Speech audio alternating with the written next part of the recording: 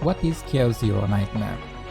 If I were to put it in a way, I would say that Slay the Spire and Darkest Dungeon had an anime baby featuring mostly female characters that are suffering from chronic back pain.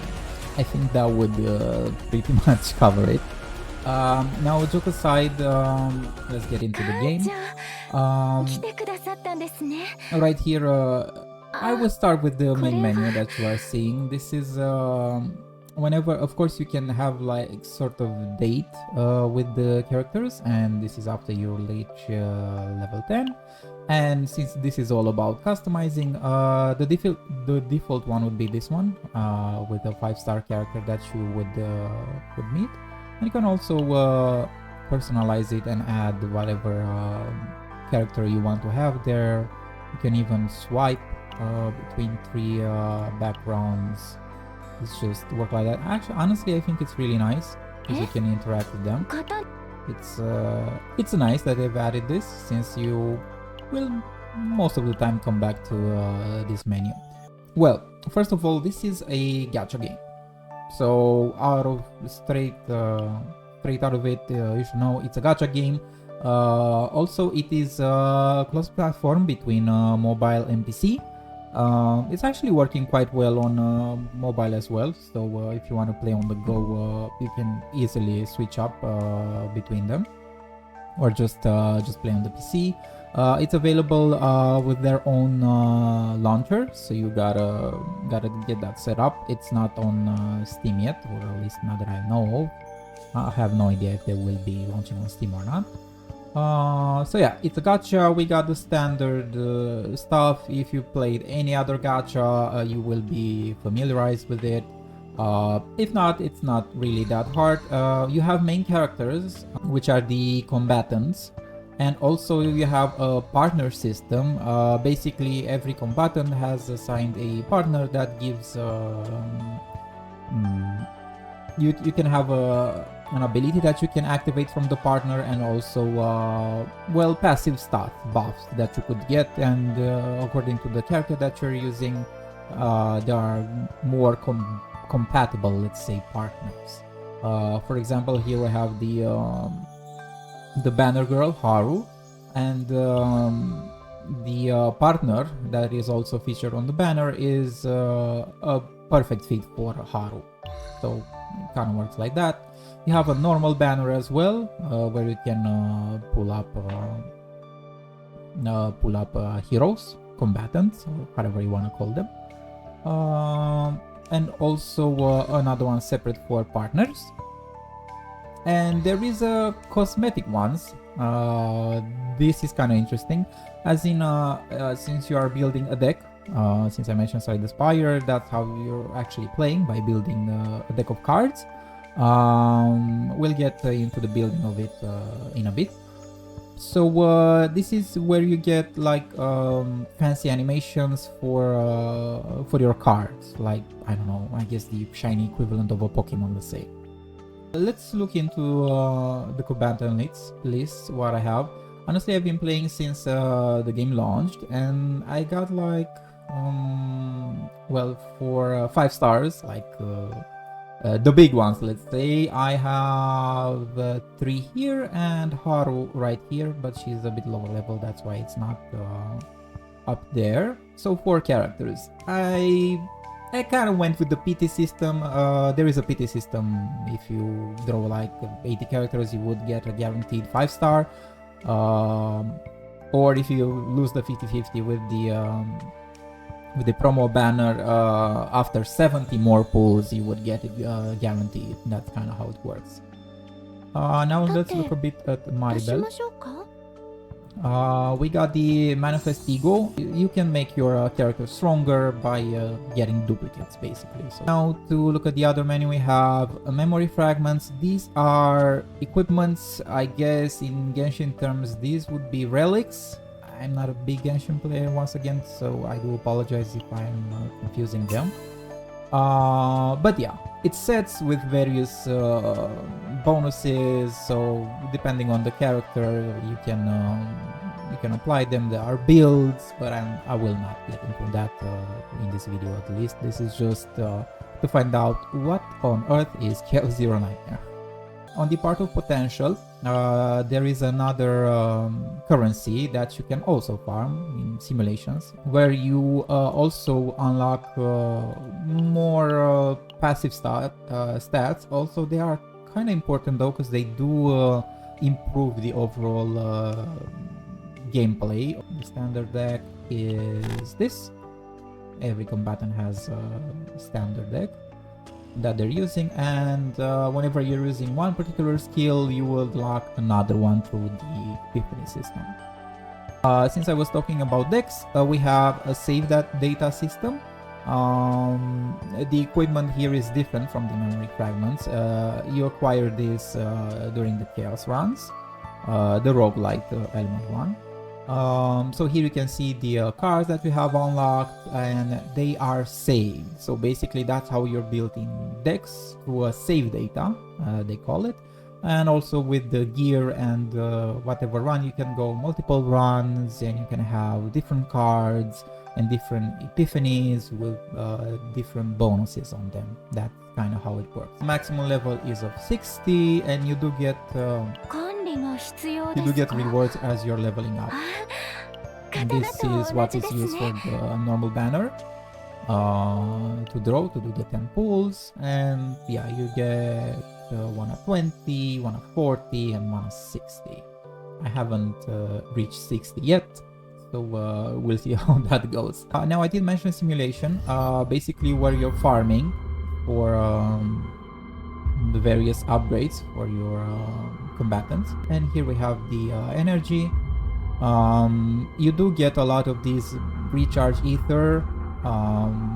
They contain 60 energy per unit, and you get a lot of them as you level up.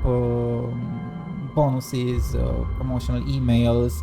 Interestingly enough, you cannot buy them, so you cannot buy straight up energy, but you can use your premium currency to do it. So you cannot get these, you have to straight up use your crystals. The game also features an Arc City. This is basically where you can interact with your combatants and they date them. You can spend time with them.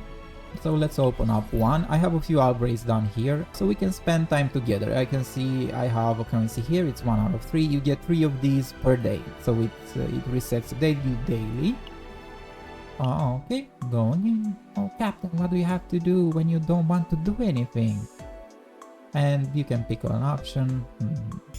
So here I have an affinity system where you're racking up with them. As I was mentioned at the beginning of the video, where I have Arena on the main screen, if I would have a level 10 with Orlea, I would also have that screen unlocked, and I can always equip it if I get them up.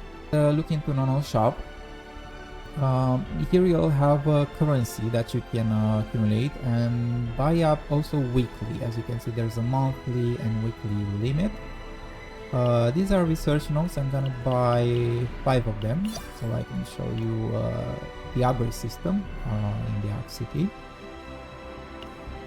Okay, there's the research facility, and this is unlocking more places for me to hang out with combatants, or better ways to improve the affinity, to gain more affinity with them. There's a policy system. Sadly I don't have one yet because I've used them up, but they do accumulate in time. I think you can get like 4 or 5 of them per day, and you will have to balance these stats here, and according to the calamity that is happening, you would get bonuses. Also, you can eat. So you would get bonuses whenever you're going into chaos runs. I'm gonna be warning you, these are very graphic and they look pretty awesome, so if you're hungry, I do apologize.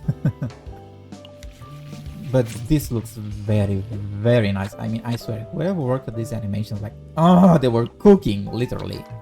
And we have the Garden Cafe with the best feature in the game, that is being able to pet cats and order coffee. I've already ordered mine for today.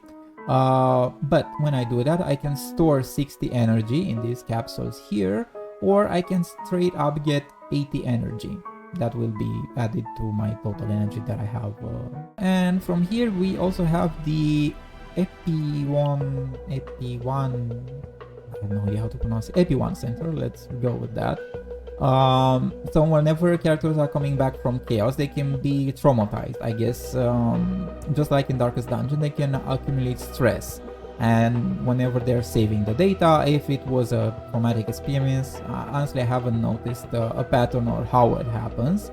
I guess it's probably linked to how many times they are having a breakdown.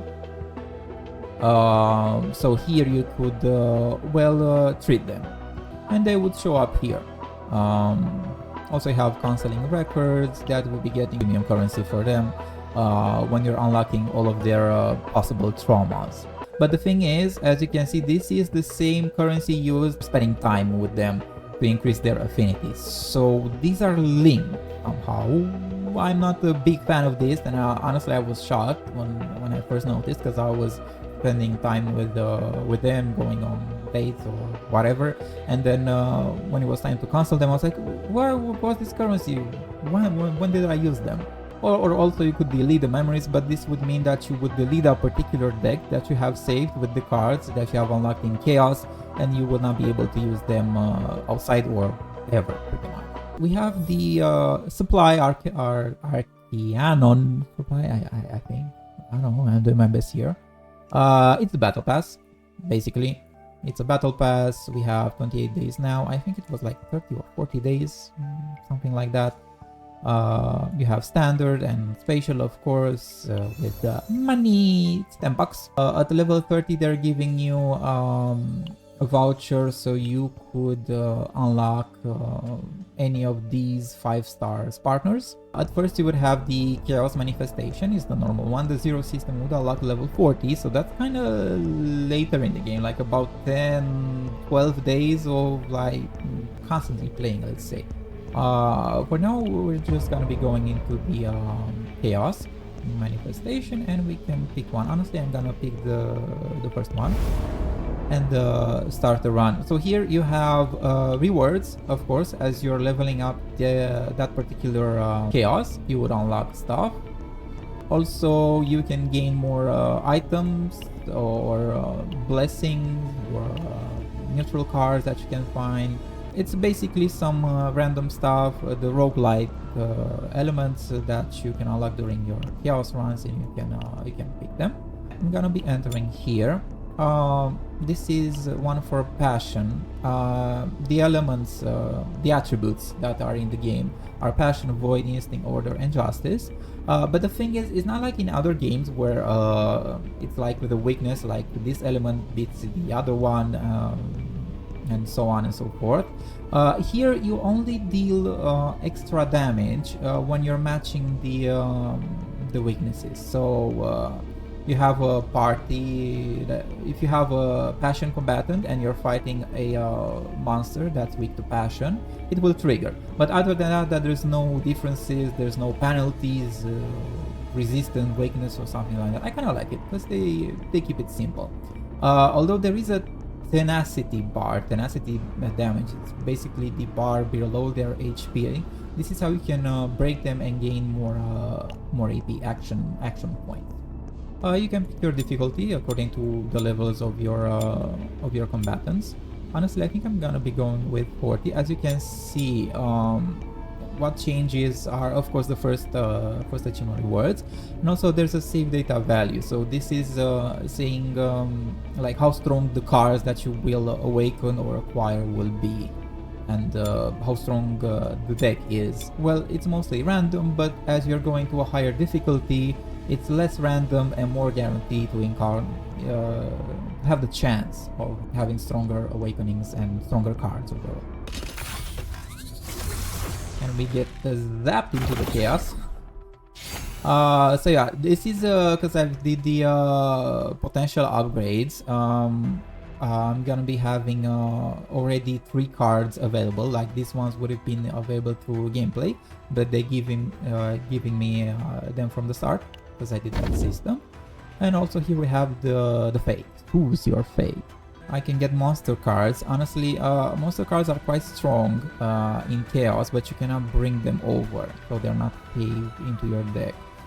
Let's go with random pieces of Chaos. Let's see. Under weakened status, 30% damage. Okay, I'm gonna follow the recommended path here. Alright. And there it is. Welcome to Chaos. Chaos Zero Nightmare. If you play Slay the Spire, this is very similar. You can see the paths available. So you could choose a route wherever you're going, and you could go, and at the end there is a boss fight. This is quite a long one, apparently. We have a big ass crab in here. So you could plan your route.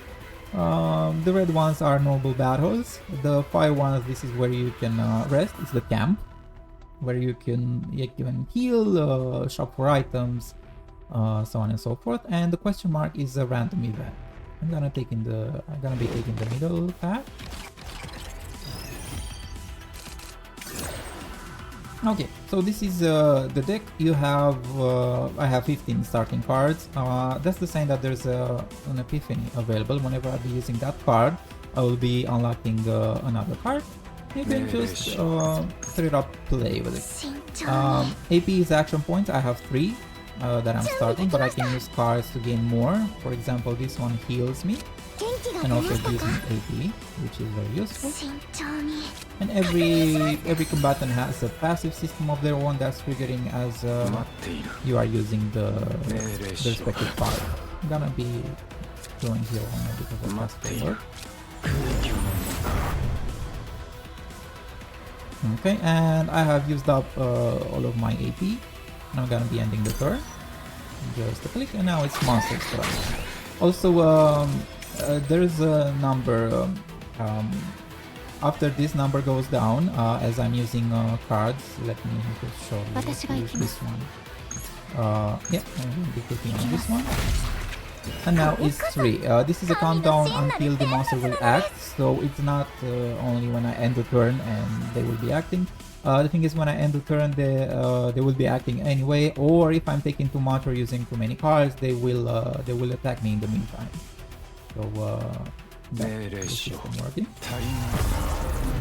Okay, let me show you a bit with the partners here. I have this is from a combatant, from Chiron, but I can also use the ego ability of a partner. This one gives me 200% shield, and this one gives me 100% shield and draw 1 card. I'm gonna use this one because I don't need to draw a card. There's a shield system that's applied over the health.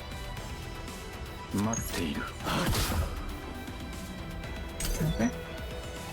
There's a discard pile and a drawing pile. Oh, there we go. We got the little light bulb here. So this is an epiphany available. If I use this card, I'm gonna be unlocking a new one. There we go. I've unlocked Shelter Strike. 6 damage according to the shield that I have. So I could add more shields on me. And then deal more damage with this. Boom. This is specific to Maribel, to her character. I gain credits that I can use in the resting areas. Not all of them. It's shown where you can shop and where you can only rest. For example, here I can only rest. There's not gonna be the shop available. I have the option to rest, to recover 20% HP and recover also 5 stress. This is the stress bars for them. The purple one, pink one. I believe it's pink. Yeah, let's go with pink. So whenever this is filled up, there's gonna be a breakdown. In this case, there's no real reason for me to be resting, so I'm gonna go with train. And here for 50 credits, I can choose between 3 random neutral cards. And this is showing me where I can use them and not. I'm gonna go with that atomic decomposition. I'm gonna add them on my DPS cap. And now this card is added into the deck. Okay, and then we just keep on going. Have some more fight. There we go, another epiphany available. As you can see, this card has a little star on it, so I know if I'm gonna be using it, I'm gonna trigger it. And I got a new card that's healing me quite a lot. Also, retain means that it will stay in my hand when I'm finishing the turn. So yeah, let's do the thing. Oh, that must have blocked my card. How weird. Okay, I'll just keep on going. Honestly, my goal here would be to be able to use all the epiphany cards, so we have them available, because after they are available, I will be unlocking upgrades for them. So that's what you're hunting in Chaos. Those upgrades that are changing, you can have rare upgrades, or even, let's say, deity ones, which are super strong and could be very, very useful for you overall.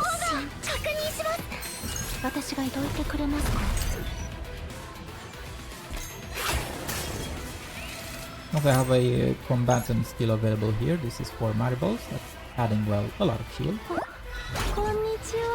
Konnichiwa! So we will have the animation. I'm gonna go with more shields. And do the shield strike to take out the enemy. Gaining credits from a normal fight. Here I could go into random event. Also, this is the elite one, where I'll be getting gear as well, but it's a harder battle.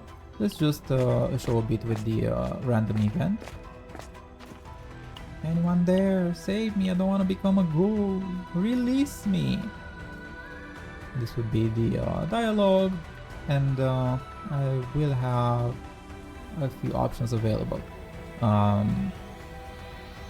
I can find the key straight away, or pass on by, like literally ignore it and just go. I wouldn't be getting anything though. So from here, if I'm picking this one, I'm gonna be I don't think I'll be losing from my max HP, right? I will be taking damage. Hope I'm not wrong. Yeah.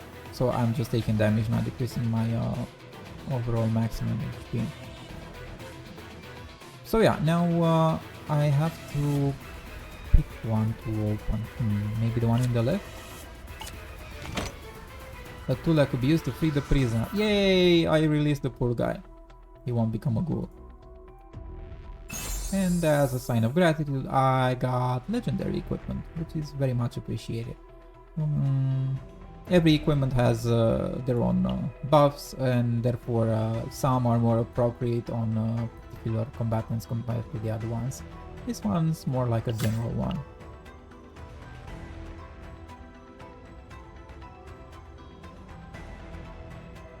So yeah, I've released the poor guy, and now I can continue my my exploration.